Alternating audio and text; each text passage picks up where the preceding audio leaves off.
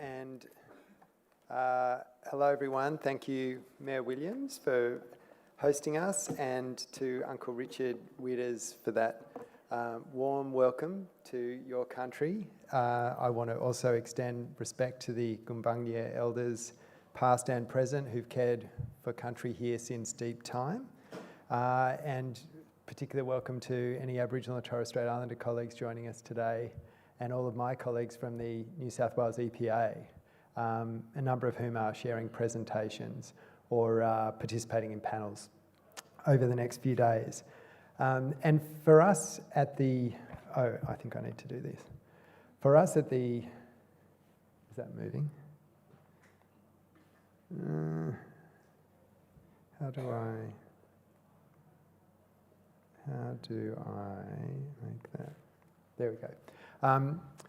For us at the EPA, finding new ways to better partner with Indigenous communities and particularly harness the traditional ecological knowledge of elders, which is still held in many parts of New South Wales about the particular country they've been caring for or been custodians of, is a critical priority in our work.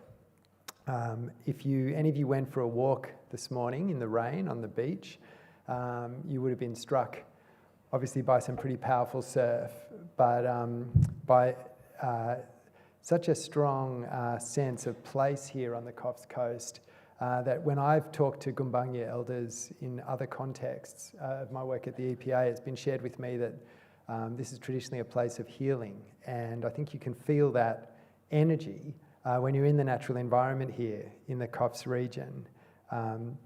And so I think it's a wonderful privilege this week to have the opportunity to be in this place, to reconnect to some of that sense, but also with each other and with our purpose in orchestrating the sustainable transformation of our society that we are all contributing to. So one of the issues that confronts us here in New South Wales, and any of you who've looked at this in any seriousness in recent years will be well aware of this, that in Greater Sydney and in many other parts of the state, our landfills are nearing capacity. On current projections in Sydney, we expect our landfills will hit capacity by 2030. We just heard from the Mayor about the work Coffs Harbour's doing to confront that challenge here as well. And so this has been a sort of vexed problem that people have considered for many years in government and sort of pushed out over the horizon. But I'm really pleased that in the last year, inside government and with the leadership of Penny Sharp, our Minister, we've been able to take this crisis and catalyse alignment across government for the systemic shift and transformation required to meet this challenge and hit our recycling and recovery goals, but more importantly, even than that, shift the underpinning foundations of our systems towards circularity. And one of the great cultural attributes bequeathed to us from the first Australians, from Aboriginal culture, is this concept of deep listening. We heard a little bit about that in the Welcome to Country, but anyone who engages with Aboriginal communities knows that there's no point trying to get a transaction done until you've first sat down respectfully and deeply understood the perspectives of the people you're talking to, and they've understood yours. And that is a lesson we are trying to inculcate into the EPA as part of how we do a deeper kind of engagement. It's something that some of you have been critical of for many years, that the EPA is both a regulator but also can provide policy advice to government. I hope that through this new engagement approach, you'll see the benefit of being able to collaborate in a deeper way and achieve outcomes that other agencies in other states where they have a strict separation have really struggled and failed to do for many years. And for me, we can only create the kind of transformation we need for a circular economy through a deeper paradigm. In fact, a new paradigm of how we work together and understand the different perspectives of industry, the community, and the various parts of the value chain. And so that concept of deep listening from the first Australians is one that I encourage you to contemplate and take into your work. And we've been working with many of you through this effort in the last 18 months. The Waste Summit that Minister Sharp hosted at the end of last year brought together many streams of that work, and we'll hear more about them this week. And I'm really proud of the way we've been able to work with all of you and with communities and councils in progressing these issues. And so my invitation to you this week, today and through the conference, is to really step up to this challenge. This is a year of incredible opportunity where we can catalyse systemic change that many of us have worked on and been frustrated about being not making progress on for many years, and use the opportunity of the week to connect and really focus on the contribution you want to make this year, because this is really a year to bring the circular economy to life.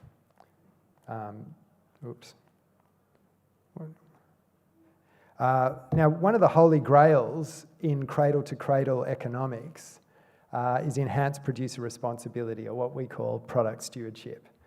Of course, there's many great purpose-driven businesses in Australia and the world. Many of them are here exhibiting their wares. But we know there are a great many other businesses who will follow the incentive to make to pursue their profit in the way that's lawfully allowed, and that the incentives in many sectors of the economy don't drive towards cradle-to-cradle circularity by any stretch. And we've seen voluntary product stewardship schemes. I know there are a number here as well that have made great strides, but I think when you step back and look at that effort, it's clear that a universal scheme that brings in high design quality standards, designing for reuse and recovery and recycling, all the way through to the end of life, that covers an entire sector, is the most efficient and effective way to really bring circularity to life. Now, we've had a burning platform. Many of you in the sector have faced this directly, with batteries causing fires in waste infrastructure, in trucks. There have been some terrible near misses, and unfortunately in New South Wales we've actually had a couple of fatalities in people's homes where broken or damaged batteries that weren't being charged correctly have caused catastrophic outcomes. So we know batteries are a critical part of the future and decarbonisation, but we need to shift the quality standards and deliver consistent, efficient, end-of-life safe pathways for those products, and ultimately for recovery of those materials. And this burning platform, literally, has given us the opportunity to progress the first model legislation for product stewardship in Australia. Of course, there's been other legislation that's touched on parts of this, but because the EPA is able to provide our regulatory insights and policy advice together directly to government, we've been uniquely able to progress this initiative in a compelling way that government has picked up, that my colleagues in other states have really struggled to do. And so quite deliberately, we've written this legislation as model legislation that every state can replicate simply and easily. So we can have, in the course of a year or so, a national scheme for stewardship for batteries, but also importantly, stewardship for any other product with negative environmental risks. And that's something else I invite you to ponder, is how might product stewardship apply to some of the other challenges that we face. We know the end of pipe is the least effective way to deal with contaminants. We know that a lot of things going into our wastewater systems are coming through our bodies, through our economy. Are there ways to think about product stewardship in some of these other sectors that are more innovative still? And these are some of the conversations I hope we can have this week. Now, a second opportunity,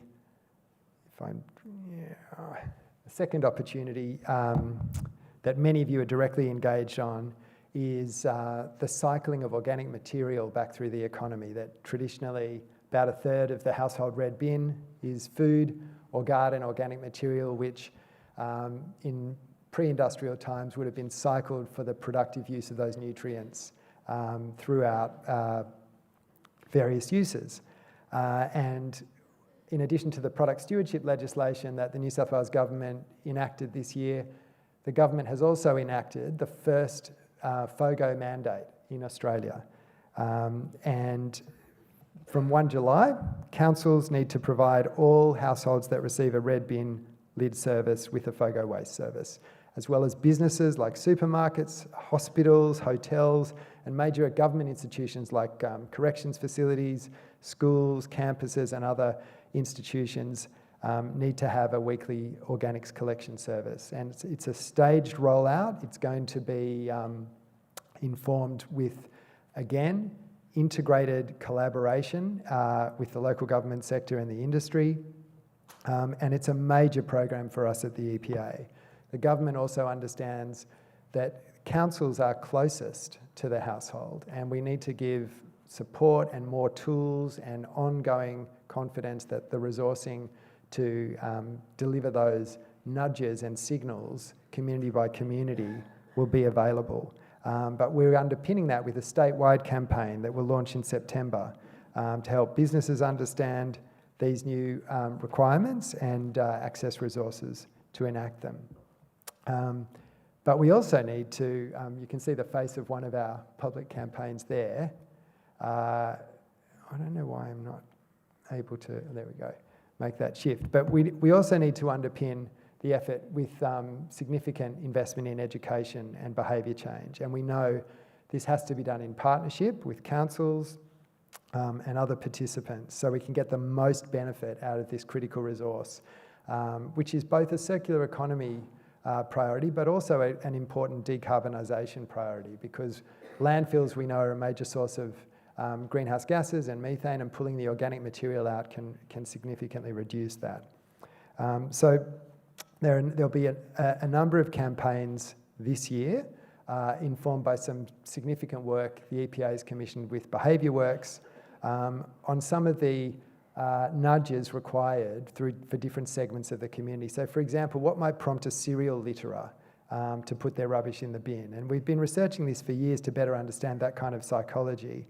And for most people, shaming them is not effective. But when you connect them to some of the direct impacts on wildlife, they often do shift. And you'll see that in the next version of our Don't Be a Tosser campaign, which will be kicking off soon on the airwaves. And in terms of FOGO, the EPA has obviously supported the Scrap Together education campaign with videos and radio ads, social media tiles and other resources. But we're also now trialling AI and cameras in collection trucks to scan the contents of bins at the household level and identify contamination hotspots with 3 councils that we can then target additional behavioural effort around. So batteries is another space where we need to obviously lift our game to help people understand how to safely dispose of batteries and what to do if they have a damaged battery. And there'll be education effort in batteries as well that you'll see rolling out, which is a product of collaboration with many of you. Obviously, packaging reform is something that the former minister was really passionate about and driving forward. And I know that a couple of years ago, all of the state ministers and the federal government agreed that the federal government would legislate for a version of packaging product stewardship with some design standards. We very much support this effort. I'm hopeful our new minister can take it forward. But for us, we can't wait. Plastic is an escalating health and environmental crisis in terms of its impacts, and microplastic, of course, never breaks down. It just breaks up into smaller and smaller pieces that then are ingested. So it's really important we continue to progress these efforts and use them as in a way, a minimum standard that the national regime, if it comes, when it comes, will need to meet and exceed. Now, we've already, along with many other states, phased out a number of highly problematic single-use items that aren't really necessary, which has delivered some great benefit. We think about 2.7 billion plastic items will be prevented from going into the environment over the next 20 years. But we know plastic's still about 80% of litter. And so last year, the government released a series of 29 actions with regulatory options to progress for consultation. It was called New South Wales Plastics the Way Forward.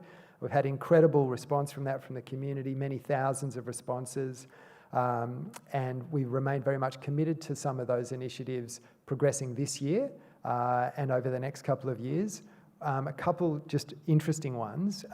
In the design standard space, we're proposing a green list of recyclable, safe, demonstrably safe chemistry for packaging and other plastic, and a red list of demonstrably unsafe chemistry, not just PFAS, but many other chemicals. Many of you would remember when BPA was found to be a health problem, and then it was prohibited and phased out, and many of the chemical compounds that were produced by industry to replace BPA have turned out to be equally harmful, if not more so. So we really want to avoid that, and that's one of the major issues that we'll be in discussion with the federal government about, trying to persuade them that any design standard needs to include a red list and a green list. But there's this whole series of other opportunities there, expanding some sort of container deposit scheme for hot beverage and cold beverage cups, and some of the plastics that we can already take in those machines, for example. So I'm really looking forward to that as well.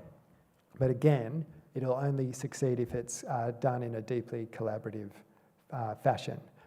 Just a couple of quick points. I know that a number of other speakers will touch on these, including the New South Wales Minister when she gives the keynote address tomorrow.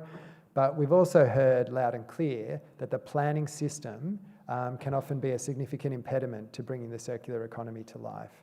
And the EPA and our colleagues in planning have worked very hard on designing the first chapter of an infrastructure plan for waste and circular economy. The first chapter is around the residuals, and FOGO will be the second chapter, and then obviously we'll complete the plan with the other material streams.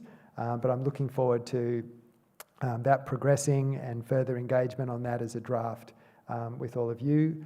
And of course, the waste levy is a major economic tool that helps to internalise the externality of the throwaway, take, make, toss away sort of system that we've evolved in the last century. So we know that that's an important driver as well, and the government's reviewing that this year. That's going to take, I think, some additional time, but later this year we'll look forward to working on the next iteration of what that looks like. And of course, energy from waste, another critical element in recovering material, recovering resources of value from our waste.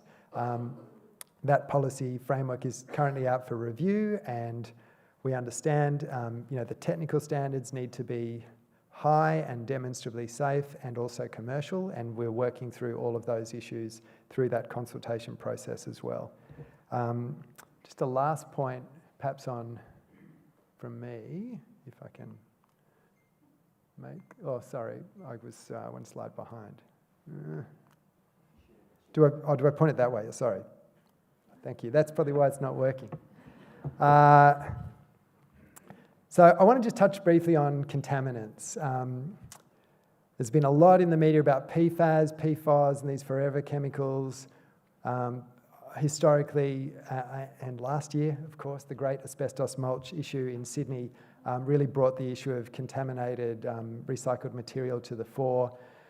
So I'm really pleased that we are progressing and landing some further reform in these areas. The Chief Scientist reviewed the use of recovered materials from building sites last year, and the government's been considering that report. It's public, it's on the website, you can see that, what his recommendations are. So we're working through that, and we look forward to progressing some of that. Similarly, on PFAS, we have a new set of standards coming from the health regulators, but also it's highlighting a number of other chemicals of concern in some of these waste products, like pharmaceutical residues, triclosan, galaxolide from consumer goods and so on. So we do need to work holistically on these problems. We need to do it in a way that gives industry time to and the right incentives to adjust and invest, but we also need to act. And I mentioned product stewardship as one option to consider there. I look forward to discussing that further. Finally, I just want to touch on remote communities. In all of this transformation, they often face particular challenges, and many of these are discrete Aboriginal communities that are former mission sites where Aboriginal people were taken forcibly and the land was then given back, but often in a very contaminated state. And battery disposal is another challenge in remote communities. So we are mindful of this. We know that a circular economy will only succeed if it's an inclusive economy that leaves nobody behind. And we're very focused on that too through our collaboration. So let me just end where I started, that I think this is a year of incredible opportunity to drive forward the systemic change we need for circularity and for the kind of inclusive, sustainable prosperity we all hope to bequeath to our children. Thank you for being here with us this week to discuss some of that. I look forward to really good engagement, and this is a critical part of the calendar every year, but this is a critical year. We have a New South Wales government halfway through its term with big ambition. We've also got a new federal government with, I expect, quite strong alignment. So I think we can really get good policy and great collaboration driving us forward in ways that we've talked about for many, many years, and this is the time to act. So thank you. Put the questions up Yep. on the screen. Can we just get the Slido questions up on the screen, please? So this is how it's going to work. So we can text in questions, we can upvote. We can see David Rees from Mid Coast Council has a question there asking what funding and fast-track approval support is planned for organics infrastructure in New South Wales to deliver expanded processing capacity needed? So.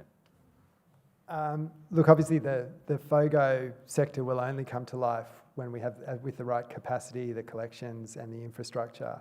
And so that is very much a part of the infrastructure plan, which I'm hopeful we will be sharing shortly. I can't say a lot more than that. So I look forward to discussing that in the weeks ahead. One more question. What has happened since last year with regards to mandating the reduction in packaging, increasing recycling materials in packaging, and overall changes in the design phase to reduce waste? Well, packaging, I mentioned this before. 3 years ago, I think the states and the federal government agreed that the federal government would lead the design of new reforms for packaging. And unfortunately, we haven't seen that progress as quickly as we all would have liked. As a sort of backstop, New South Wales has been progressing all of those initiatives I mentioned. So there are design standards there, reuse and chemical compound recommendations that we'll take forward. But in terms of that national sort of reform, unfortunately we didn't see that. I'm hopeful we will see it in the year or two ahead with the new federal government, but we'll have to see. Thanks, Tony. Okay, thank you.